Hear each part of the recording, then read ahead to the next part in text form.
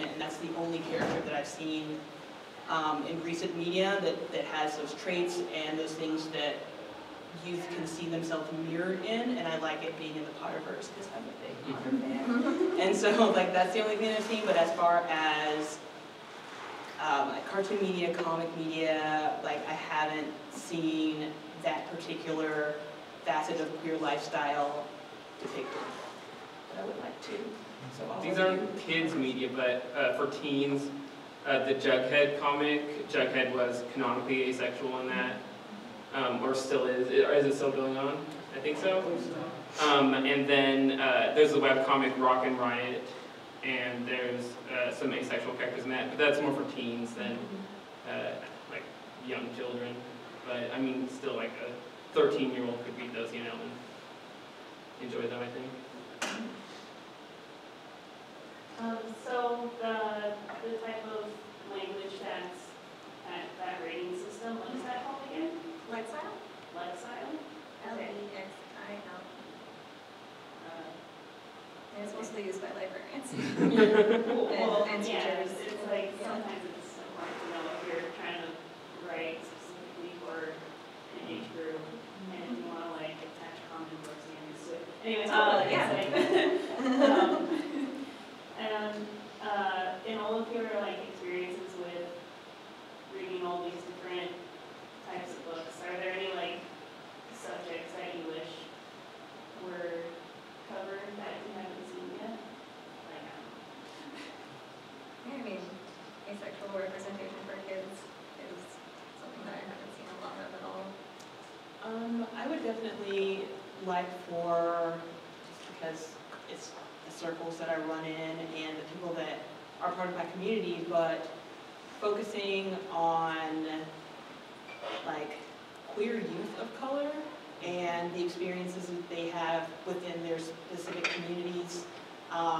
Like with a lot of the media that we're consuming, it's like very heteronormative, it's very white, it's very, you know, like palatable in ways that a lot of different types of gender expression within like specific, you know, gender identities are not necessarily addressed, like, like black masculinity is different from white masculinity. So when we have like these characters in those roles, being able to accurately depict someone from those communities, I think would be something greater served for youth media and like the consumption of, you know, these novels and comic strips and things along those lines. Just to have something that is more reflective of our actual queer communities that existed. Yeah, and I think at least I'm trying to think. Steven Universe offhand kind of touches on subjects like consent and like giving children more agency in their lives, and I just think that's like such a noble goal, and the handling of it is sometimes, you know, it's heavy, but it's also like it gives it the appropriate weight that I think that subject needs to be handled with, and I feel like that's something that not just queer kids, but or women, but all kids have to like be confronted with things they have to kind of just say no to. I mean, to borrow an 80s kid, but like, you know what I mean? Like, it's not just about drugs. Like, you're put in a lot of uncomfortable situations, and sometimes you feel wronged or violated or whatever. And I don't feel like that's really given. There aren't children who can advocate for themselves, and we're not doing enough in media to create that for them. Well, and like hopping on what you said, like also like queer kids with disabilities and queer kids who are immigrants, queer kids from single parent families, like show just that like there are queer kids of all types, not just like children of like a nuclear family who are white, and queer kids of queer parents. Yeah. Like that would be awesome. And like queer kids with queer friends, you know, like I'd like to see more stuff about like, yeah, exactly, right? Like a little, like a bunch of 10-year-old queer kids hanging out together. That's so cute. So like that's the kind of stuff I'd like to see. I think that would be really refreshing in multiple ways. Do you have any advice for any marketing for kids, books, or comics, or anything? Marketing them? You know, but I'm terrible at marketing, so do it, like, just give it to kids, just pass it down the street. Glue it to, stick it in their backpacks. Yeah, just like start stuffing things in their backpacks. Now that'll get you arrested. That would ensure that you're not going there. I don't know, people who market things.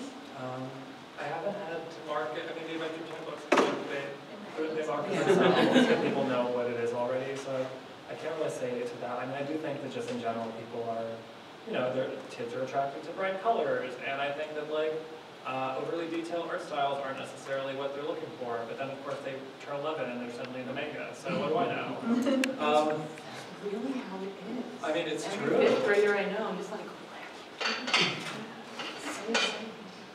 I think that if you find kids want stories about things they already like, whether that be hockey or a TV show or rock climbing or whatever.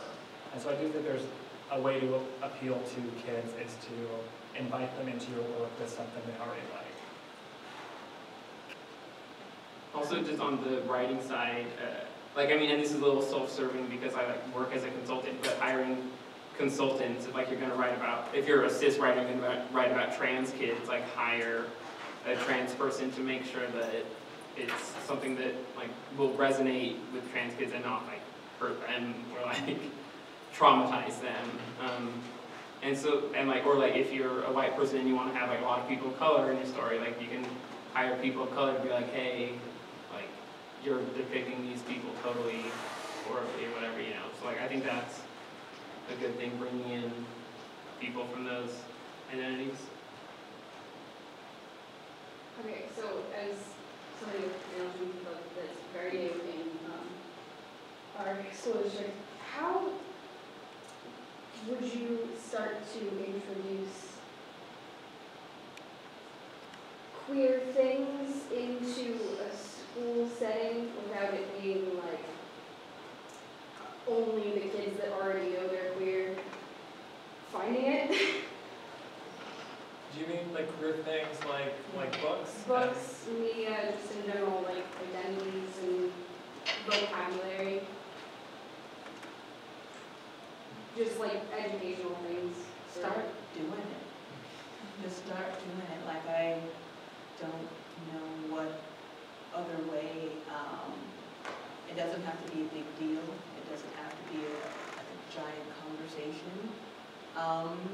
You know, start off class with or your meeting with like a pronoun check-in, and just give it a little bit of preface as to why you're doing it, and providing and holding that space for the people who need it or who need to ponder it, or you know, just didn't even know that something like that existed, and being able to start small conversations, be able to like bring people together in those small ways. It doesn't have to be like, I'm gonna get on the announcement making machine and talk to everyone at the school at one time with a speech or something. It can be as simple as being like, all right, this bathroom is now a gender neutral bathroom, and it's just 1 out of 16 bathrooms in the school, and just this is a safe space. And really advocating for those spaces with your school administration, with PTA, things along those lines. And I'm kind of militant, but that's just how I roll. Like, it's just and like, you pick locks. yeah, and I pick locks and I steal books, so I'm a badass. But being unapologetic about it, like you don't owe anyone an excuse or a reason why you need this protected space or this safe space or that check-in, or you don't offer anyone an explanation as to why you need the culture in your school to shift. It just needs to shift, and if they want to know the reason why, Google it. So yeah, and these are probably, I mean, they're kind of ways to maybe normalize the classroom environment to be more. I don't know if that means a little. You know, teachers have hundreds of motivational posters on their walls. Get a rainbow flag and ask if they would mind putting it up and not drawing any attention to it. I see if the coaches would do that in the locker rooms or their offices or something, and just try to make that the backdrop, because you know kids are aware of their surroundings and they pick up on those signals, and a good way to do that is just by changing the environment. or if there's some terribly offensive thing in class, I don't know what that would be, but talk to your instructors. Maybe the course work can be changed to include something that it contains more queer elements. If you are trying to convince librarian, like your school librarian or your teachers to buy stuff, things that have won awards are way easier to convince adults to purchase because they have been legitimized. So. Like I was going to say, a drama by Raina Telgemeier has like been on the New York Times bestseller list since it came out, like in the top 5, and it has a gay romance in it. So like, yeah, books like that, or like Adventure Time for Steven Universe, like they're super popular, but they are like also very queer, like that's like exactly what I was gonna say. But like they're like books that like seem legitimate to people, but they're like secretly, not even secretly, they're openly very queer, but because like they've won awards, they're on the New York Times bestseller list, or they're based on like an award-winning TV show, then people are like, then teachers or school librarians will be like, oh yeah, okay, yeah, we'll have like 10 comic books that are all queer. But are you based in the area? Is your class school in the area? It's at Arlington High School. I have no idea what that is. My brain immediately went to like Arlington, That's Texas, and I was like, wow, I'll help you. There's a lot of very strong queer creators based in Seattle, and I would be happy to put you in touch with them, and maybe they could just go talk to Classic, not even specifically the Gay Straight Alliance, but just talk about their work, and then bust some heads. Yeah. Our community is kind of a conservative community. There's a lot of we hate gays kind of parents. So like, how would you go about approaching administration that is backed by those kind of parents? Like, our health teacher wasn't allowed to talk about trans gay people unless it was brought up in class because we got those kind of families behind the administration. That's a wrong person. I'm about to tell you fast. I'm like, organized walkouts. I would do all Do you have a bunch of suggestion? really intense things. I grew up trans in the 80s when it didn't exist officially. And I never went to the balcony at school. Only as I went to youth clubs. And so, like, just the other day, literally, somebody came up to me and asked me to sign the bathroom bill petition. And I'm like, I was so shocked, I just said no thank you and walked away. But it was in my hometown. And my mom was like, I should have told her. And I never went to the bathroom during the day. I don't, the first thing when we came home from school was just like, rush to the bathroom. And yeah, it's, people don't understand. It's the little things like that. I completely agree. It's like it's those little things, being able to use your youth power, your youth voice in the ways that we as adults, we don't have the reach and the access, like using social media, using ways to reach out to local news places to draw attention to the school administration that is doing y'all extra dirty like that. And so I was like, if they're gonna be nasty, you can be nasty back.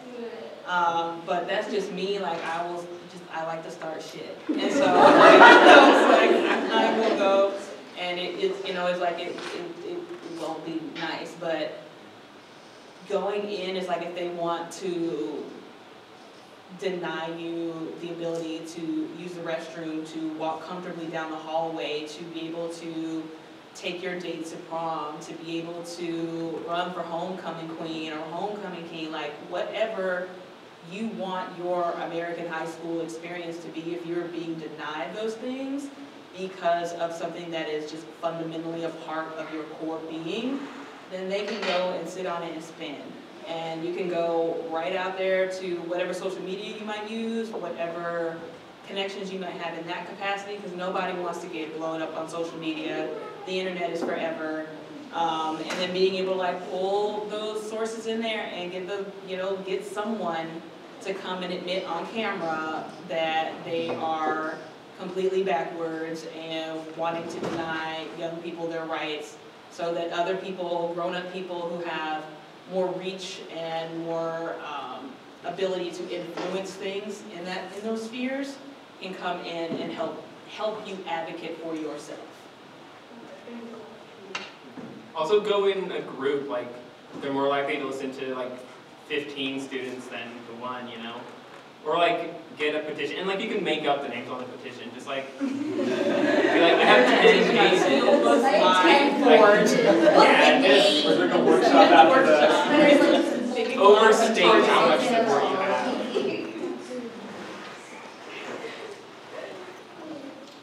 Do you think that there's obviously like a queer fiction, like fantasy and sci-fi and stuff. Do you think that I've heard like both sides of this, and I'm curious what your opinion is. Do you think that there's a benefit of having like a queer section versus just putting queer in like a normal fantasy, like a normal genre, you know, like just not saying anything, just putting it in there, like, oh, this one's gay, you know, and I guess like normalizing it that way, versus like, I want a queer story, third from the book, right? Just what's your take? I want to know what the librarian thinks. Tell us. Tell us, librarian. We don't catalog, you do. I'm not actually a librarian, I just work at the library, so. I would feel awkward going to a A designated queer section. Yeah. Especially with kids' comics, like, you want them on like a low shelf, so kids can grab them in like, you know, themed sections. Like, these are your car books. Like, pick them out, enjoy. Yeah. Also, like, the truth is you want them in a section where, like what I did, like, I read, like, every book in my public library that had trans characters, and so, like, I would look it up on, like, the card catalog thing, and then I would read it in the library. Like, I wouldn't check it out, because I didn't want people to know that I was reading these books as a kid, you know? So I think that you want to make it so that a kid could go to the library and find these books without, like, being conspicuous. Like, I mean, obviously, like, kids should be able to be out. Like, I'm not saying, like, we need to force them into hiding, but they should also have the option if, like, for safety or for mental health or whatever they need to hide that, they should be able to get the books wherever they... Well, a lot of queer work, especially stuff that's leaning younger, gets stolen from libraries a lot because people are too afraid to check it out for themselves, which helps sales. So please steal books, pick locks, start shit. Get at me. Make sure that your employer knows who I am. But like on a real note, for creating media for young people, yes to all of this, and keeping it on the low shelf, bright colors, like something easily accessible to where they don't feel otherized going into that space and picking out a book. Pardon me, and being able to engage with it. I feel that as things start to get into like the young adult section, like being able to have like little subcategories for people who are wanting more like specific information or wanting to engage more with like a particular facet of their identity would be a little bit more beneficial for, you know, that like 12 to like 16 age like range, something along those lines. But as like an 8-year-old, you're literally just gonna look for something that has a cool cover and go and check it out, regardless of whether it's gay or like super gay or like super mega gay.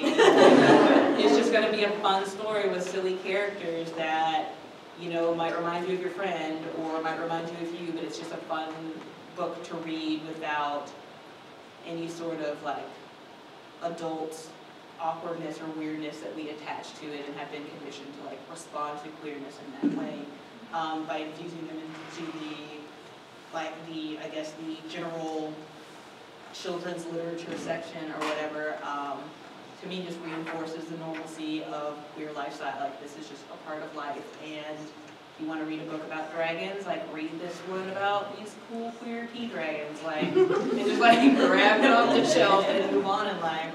I just made all the dragons queer. Yeah, I was like, why not? Like, all dragons are queer. Yeah.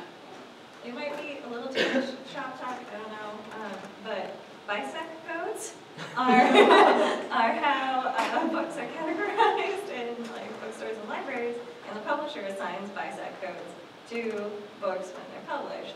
So for Princess, like we think that you pick a primary BISAC code and then a secondary BISAC code, maybe a third one. And they're essentially like genre categories. So for Princess, the first one is comics, graphic novels, kids, I think. And then underneath it, like the second one is like LGBT. So when you're looking up in like the card catalog, it'll still pop up as like when you search like gay. Like literally, Like literally, like, yeah. words that I type in like gay, lesbian, What comes transgender. up, yeah. Yeah. So that'll still pop up. It'll also pop up when you type in like princess or things like that, and it gets shelved with the other books that are more like, these are the kids' comics More section. primary. Mhm. So it's important for publishers to, like, I think it's important to be able to type in gay and get it, because that's what I did, and like, I want that to be searchable, but I also want it to be shelved with the rest of it.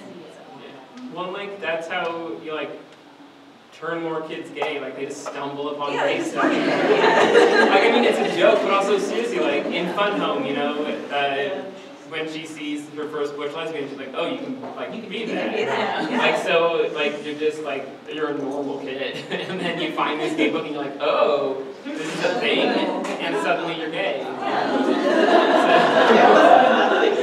I mean, that's how it works.